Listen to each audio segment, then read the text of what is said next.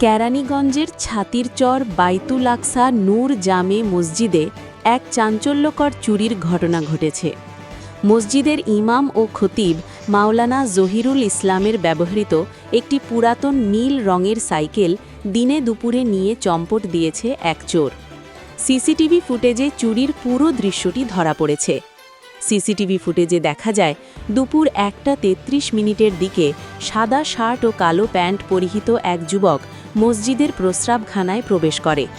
সাধারণ মুসল্লির বেশে আসা এই যুবকটি প্রস্রাব শেষে বের হয়ে মসজিদের গেটে কিছুক্ষণ দাঁড়িয়ে এদিক সেদিক লক্ষ্য করে। চারপাশে মানুষের উপস্থিতি কম থাকায় সুযোগটি কাজে লাগায় সে। মসজিদের প্রবেশপথের পাশেই রাখা ছিল ইমাম মাওলানা জহিরুল ইসলামের নীল রঙের সাইকেলটি।